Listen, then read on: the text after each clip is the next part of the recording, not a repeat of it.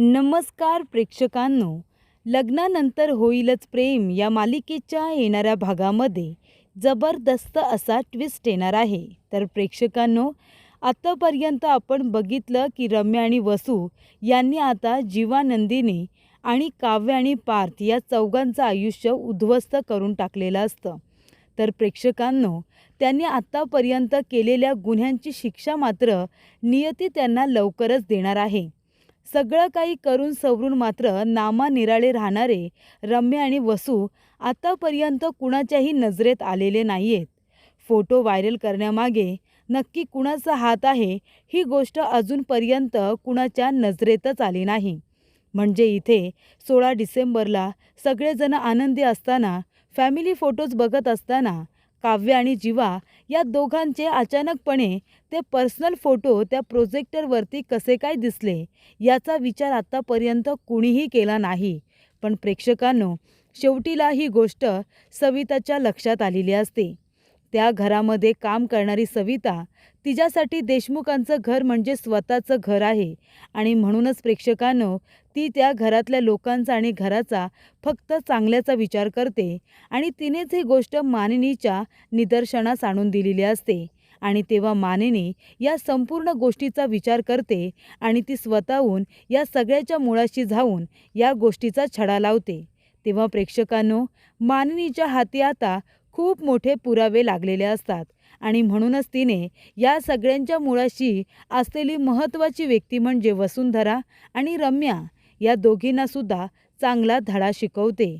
तर येणाऱ्या भागामध्ये इथे आता मानिनी, वसू आणि रम्या या दोघींना घरातून बाहेर काढायचा निर्णय घेते. कारण प्रोजेक्टरवरती जीवा आणि काव्या या दोघांचे फोटो नक्की कुणी व्हायरल केले आणि सोशल मीडियावरती सुद्धा 16 डिसेंबरची ती व्हिडिओ कुणी इथे अपलोड केली, या सगळ्या गोष्टी मानिनीने शोधून काढलेल्या असतात. आणि व्हिडिओ व्हायरल होण्यामागे वसू आणि रम्याचा खूप मोठा हात आहे ही गोष्ट मानिनीला कळताच मानिनीने वसू आणि रम्याला घरातून आता बाहेरचा रस्ता दाखवलेला असतो. माझ्या मुलांचे संसार उद्ध्वस्त करण्यामागे तुमच्या दोघींचा खूप मोठा वाटा आहे हे मानिनी त्यांना सांगते आणि घरातून सरळ बाहेर काढते. त्यानंतर प्रेक्षकांनो, आपला संसार वाचवण्यासाठी काव्य आता देशमुखांच्या घरी परत आलेली असते आणि ती आता पार्थला ठणकावून सांगते, मी कुठेही जाणार नाही आहे. बायको या अधिकाराने मी इथेच राहणार. जेव्हा मला हे लग्न मान्य नव्हतं तेव्हा तुम्ही मला कुठेही जाऊ दिलं नाहीत ना. तुम्ही प्रयत्न केलेत ना आपलं नातं टिकवण्यासाठी. मग आता हे नातं टिकवण्यासाठी मी प्रयत्न करणार आहे. आता माझी वेळ आहे इथे आता एफर्ट्स देण्याची. तुम्हाला आता प्रेमाची जाणीव करून देण्यामध्ये मी परिपूर्ण प्रयत्न करणार आहे असं काव्या ठरवते. आणि तेव्हा प्रेक्षकांनो, त्यांच्यामध्ये लुडबुड करत असते ती रम्या. रम्या म्हणत असते की काव्या, तू आत्ताच्या आता इथून निघून जा. आणि पार्थला ती भडकवत असते. काव्याला घरातून बाहेर काढ म्हणून त्याच्यावरती प्रेशर टाकत असते. आणि तेव्हा प्रेक्षकांनो, काव्याला भयंकर राग आलेला असतो आणि काव्या रम्याला म्हणते की आमच्या संसारामध्ये लुडबुड करू नकोस आणि पार्थला भडकवू नकोस. तर इथे पार्थला भडकवणाऱ्या रम्याला काव्याने आता बरोबर धडा शिकवलेला असतो. तिचं थोबाडच फोडलेलं असतं. तिच्या झिंज्या उपटून तिला आता बाहेरचा रस्ता दाखवलेला असतो. तर मानिनी आणि काव्या दोघीजणी एकत्र येत रम्या, वसूला घरातून बाहेर काढायचा निर्णय घेतात. कारण या सगळ्याच्या मुळाशी त्या दोघीजणी आहेत ह्या गोष्ट आता मानिनी आणि काव्या दोघींच्या सुद्धा लक्षात आलेली असते. तर प्रेक्षकांनो, येणाऱ्या भागामध्ये कशा पद्धतीने या गोष्टी पुढे घडत जातात, उलगडत जातात, आपण सविस्तरपणे बघूया. प्रेक्षकांनो, आपण बघितलं इथे आता काव्याने सुद्धा पार्थला आपल्या आयुष्यामध्ये ॲक्सेप्ट केलेलं असतं. कारण लग्न जरी त्यांचं मनाविरुद्ध झालं असेल पण तरीसुद्धा पार्थने ज्या पद्धतीने काव्यावरती प्रेम केलेलं असतं, तिला बदललेलं असतं, त्यामुळे इथे काव्याला कळतं की माझ्या नशिबामध्ये जे होतं ते मला नियतीने दिलेलं आहे. त्यामुळे जे आहे त्याच्यामध्ये मी आनंदी राहिलं पाहिजे. पार्थशिवाय मी दुसरं कुणाचाही आता विचार करू शकत नाही. कारण पार्थने आत्तापर्यंत मला इज्जत, प्रेम खूपच जास्त दिलेलं आहे आणि त्यामुळे इथे पारच्या स्वभावाने काव्याला आता प्रेमात पाडण्यासाठी भाग पाडलेलं असतं आणि काव्य शेवटीला पारच्या प्रेमात पडलेली असते. तेव्हा प्रेक्षकांनो, काव्याने बऱ्याच वेळा पार्थला आपल्या पास्टबद्दल सांगण्याचाही प्रयत्न केलेला असतो, पण सिच्युएशन अशी निर्माण झालेली असते की काव्याला सगळंच काही सांगता येत नाही. त्यानंतर प्रेक्षकांनो, 16 डिसेंबरला जो काही घरामध्ये देशमुखांचा तमाशा झाला ते आपण सगळ्यांनीच बघितलंय. सगळेजण इथे आता फक्त एकमेकांना ब्लेम करत असतात. म्हणजे प्रेक्षकांनो, इथे आता काव्याला तिचे वडील ब्लेम करतात की हे सगळं तुझ्यामुळे झालंय, माझ्या नंदिनीचा संसार तुझ्यामुळे मोडला. पण ह्याच नंदिनीला जेव्हा दीपकने किडनॅप केलं होतं तेव्हा तुम्हीच लोकांनी काव्याला इतकं प्रेशर केलं पार्थबरोबर लग्न करायला. त्याचा विचार मात्र आता इथे काव्याचे वडील काही करत नसतात.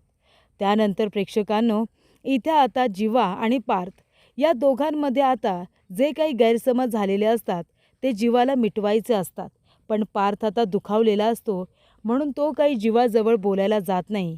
पण जेव्हा इथे मीडियावाले येतात त्यांच्यासमोर मात्र पार्थने आपल्या भावाची बाजू खंबीरपणे घेतलेली असते.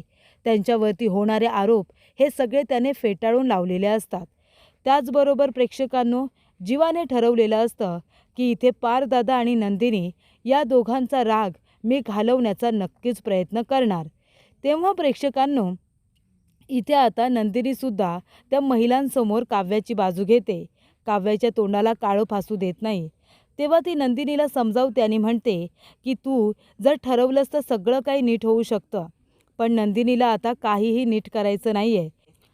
तिला आता फास्ट ट्रॅकमध्ये जीवाजवळ डिवोर्स घ्यायचा आहे. पण जीवाने ठरवलंय की नंदिनी, तुला मी आता माझ्या आयुष्यातून जाऊ देणार नाही आहे. तू दुखावली गेली आहेस ना, पण मी सगळं काही नीट करेन. आणि जीवाने ठरवलेलं असतं की जोपर्यंत नंदिनी त्याला माफ करत नाही, त्याचा पुन्हा एकदा नवरा म्हणून स्वीकार करत नाही, तोपर्यंत तो हार मानणार नाही म्हणून. आणि इथे आता काव्याने सुद्धा ठरवलंय इथे राहण्यात काही अर्थ नाही आहे. आता पार देशमुख यांना रम्या खूपच जास्त भडकवत असेल. रम्याला तर आयतीच संधीच मिळालेली आहे आम्हाला एकमेकांपासून वेगळं करण्याची. तेव्हा काहीही झालं तरीसुद्धा मी देशमुखांच्या घरी परत जाणार आणि देशमुखांचा राग घालवण्याचा प्रयत्न करणार. तेव्हा प्रेक्षकांनो, सविताने इथे आता आठवण करून दिलेली असते. 16 डिसेंबरला फॅमिली फोटो बघितल्यानंतर जीवादादा आणि काव्या वहिनीचे फोटो कसे काय आले ते कुणीतरी लावलेच असतील ना. तेव्हा मान्नी म्हणत असते की हे सगळं कुणी केलं असेल, हे सगळं करण्यामागे कुणाला आनंद मिळाला असेल. आणि तेव्हा प्रेक्षकांनो, मानिनी आता बारीक सारीक गोष्टींचा इथे विचार करत असते. ती म्हणते या घरामध्ये ती व्यक्ती फक्त एकच आहे, ती म्हणजे वसू आणि तिच्याबरोबर रम्या. या दोघीजणीच अशा व्यक्ती आहेत ज्या इथे माझ्या मुलांचा संसार मोडण्याचा प्रयत्न करतायत. या घरामध्ये गेल्या वर्षी डिसेंबरमध्ये जो काही लग्नामध्ये तमाशा झाला वसू आणि रम्यामुळे झाला आणि इथे आता या वर्षीसुद्धा डिसेंबरमध्ये जो काही तमाशा झाला आहे कशावरून वसू आणि रम्यामुळे झाला नसेल. तेव्हा प्रेक्षकांनो, मानिनी म्हणते की आता शोधून काढावंच लागेल की इथे रम्या आणि वसूने नक्की काय काय केलंय. त्यानंतर प्रेक्षकांनो, इथे आता मीडियावाले आल्यानंतर पार्थ थोडा डिस्टर्ब झालेला असतो. मानिनी काकू म्हणतात, पार्थ ये बरं माझ्याबरोबर, आपल्याला देवाजवळ दिवा लावायचा आहे. आणि तेव्हा प्रेक्षकांनो, इथे आता मानिनी काकूने काव्याला फोन करून तिची विचारपूस केलेली असते. तेव्हा काव्य विचारते की पार देशमुख कसे आहेत. तेव्हा मानिनी म्हणते त्याची अवस्था काही बरी नाही आहे, खूपच जास्त मनातून खचलाय ग तो, ही गोष्ट त्याने मनाला लावून घेतलेली आहे. तेव्हा इथे काव्याला आता पार्थची काळजी वाटत असते. ती म्हणते की मीच ती व्यक्ती आहे जी पार्थला या सगळ्यातून बाहेर काढू शकते. तेव्हा इथे काव्याने देशमुखांच्या घरी येण्याचा निर्णय घेतलेला असतो. तर इथे नंदिनीने डिवोर्स घेण्याचा निर्णय घेतलेला असतो. पण जीवा आता स्पष्टपणे तिला सांगतो की मला डिवोर्स घ्यायचा नाहीच आहे, मी सही करणार नाही, जे काही बिघडलंय ते मी नीट करण्याचा नक्कीच प्रयत्न करेन. तेव्हा प्रेक्षकांनो, इथे आता दिवा लावत असताना मानिनी काकू म्हणत असतात, घरातली इडापिडा बाहेर जाओ आणि घरची लक्ष्मी घरी येवो, हे वाक्य ती पार्थला म्हणायला सांगत असते. पण पार्थ काही बोलायला तयार नसतो. पण प्रेक्षकांनो, काव्या तिथे आलेली असते आणि काव्या ते वाक्य आता पूर्ण म्हणते की घरची लक्ष्मी घरी येवो. आणि घरची लक्ष्मी आता आलेली असते. पार्थला खरं तर मनातून खूप जास्त आनंद झालेला असतो, पण तेव्हा पटकन त्याला आठवतात ते फोटोज, जे जीवाचे आणि काव्याचे जे फोटोज असतात ते आता पटकन त्याच्या नजरेसमोर येतात आणि तो आता काव्याकडे बघत नाही. तेव्हा मानिनी म्हणते, काव्या आलीस तू? बरं झालं आलीस गं. घरच्या लक्ष्मी घरामध्ये नाही आहेत, तर घराला घरपण तरी आहे का? तेव्हा इथे काव्य आलेलं बघून रम्या आणि वसू दोघींना सुद्धा खूप राग येतो. तेव्हा प्रेक्षकांनो, रम्या म्हणत असते, ए काव्या, तुला लाज नाही वाटत का गं? तुझी हिंमत कशी झाली इथे यायची? आत्ताच्या आता इथून चालती हो. तेव्हा प्रेक्षकांनो, इथे आता पार्थ काहीच बोलत नाही. तेव्हा मालिनी म्हणते, रम्या, तू गप्प बसलीस का? काव्याला घरातून बाहेर जायला सांगणारी तू कोण आहेस गं? आणि तिने काय केलं इतकं? तेव्हा प्रेक्षकांनो, इथे आता रम्या म्हणत असते, अगं मानिनी मामी, असं काय करतेस तू? या काव्यामुळे घरामध्ये किती मोठा तमाशा झाला. आपला पार्थ किती दुखावला गेलाय हे माहिती नाही आहे का तुला? हिला आताच्या आता इथून जायला सांग. पार्थ, तू बाहेर काढ बरं ह्या काव्याला. ह्या काव्याची लायकी नाही आहे या घरामध्ये राहण्याची. तेव्हा इथे पार्थ म्हणतो, रम्या तू गप्प बस. कारण इथे जरीसुद्धा आता पार्थ दुखावला गेला असला तरी काव्याच्या विरोधात तो एक शब्दसुद्धा चुकीचा ऐकू शकत नाही आहे. तेव्हा इथे काव्या म्हणत असते की रम्या, तुझा काय अधिकार आहे गं मला या घरातून जायला सांगणारी? सांग ना. या घरातून मी तेव्हा जाईन जेव्हा पार्थ देशमुख मला जायला सांगतील. पार्थ, तुम्ही आता मला सांगा, या घरामध्ये मी राहायचं की नाही? तेव्हा पार्थ आता काहीच बोलत नाही. तो गप्प उभा असतो. तेव्हा रम्या म्हणते, पार्थ बोल ना तिला की इथून चालते हो म्हणून. तेव्हा रम्या म्हणत असते की मी तुला हाताला धरून आत्ताच्या आता या घरातून बाहेर काढते. तेव्हा काव्याचा हात पकडायला गेल्यानंतर काव्या रम्याचा तोच हात पकडते आणि तो पिरगळते आणि म्हणते, काय गे रम्या, तुझी हिंमत कशी झाली गं मला या घरातून बाहेर काढायची? मी कुठूनही इथे जाणार नाही आहे, कळलं ना? मी इथून गेले म्हटल्यानंतर तुला तुझा रस्ता मोकळा झालाय असं वाटत असेल, पण ती संधी मी तुला देणार नाही. पार देशमुख माझा नवरा आहे. जे काही गैरसमज झाले ते आमच्या दोघांमध्ये झालेत. तुला काय वाटलं लगेच मी हे घर सोडून निघून जाईन? खरंच असं वाटलं तुला? पार देशमुख यांना सोडून मी कुठेच जाणार नाही आहे. जरी त्यांनीसुद्धा मला घरातून बाहेर काढलं ना, तरीसुद्धा मी जाणार नाही, कारण मी त्यांची बायको आहे आणि या घरची सून.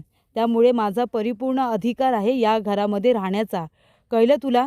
तेव्हा इथे रम्याचा हात पिरगळत काव्या म्हणते की पुन्हा जर माझ्या विरोधात पार देशमुख यांना भडकवलंस ना, तर माझ्यापेक्षा वाईट कुणीही नसेल. तेव्हा प्रेक्षकांनो, इथे आता रम्याला चांगला धडा काव्याने शिकवलेला असतो. काव्या म्हणते की माझ्या आणि पार देशमुखच्या संसारामध्ये लुडबुड करायचं नाही. आम्ही आमचं बघून घेऊ. पार देशमुखने मला जरी घरातून बाहेर काढलं किंवा मला मारलं तरीसुद्धा मी इथेच राहणार. कळलं तुला? तेव्हा प्रेक्षकांनो, मानिनी म्हणते, काव्या, अगदी बरोबर बोलीस तू. खरं तर तुमच्या संसारामध्ये विष कालवण्याचं कामसुद्धा ह्या रम्यानेच केलं आहे ना, आणि वसुताईंनी. बरोबर की नाही? तेव्हा वसू म्हणते, मानिनी काय गं, या घरामध्ये काहीही घडलं तरीसुद्धा सगळ्याचं खापर आमच्यावरती फोडूनच तू का मोकळी होत असतेस? आता ह्या काव्याची चुकी आहे आणि सगळा ब्लेम तू मला देतेस? तेव्हा मानिनी म्हणते, ते फोटो प्रोजेक्टरवरती व्हायरल कुणी केले? तेव्हा वसू म्हणते, आम्हाला काय माहिती? मानिनी म्हणते, पण मला सगळं काही माहिती आहे. तेव्हा इथे मानिनीने वसू आणि रम्याच्या रूममध्ये जाऊन ती बॅग शोधून काढलेली असते.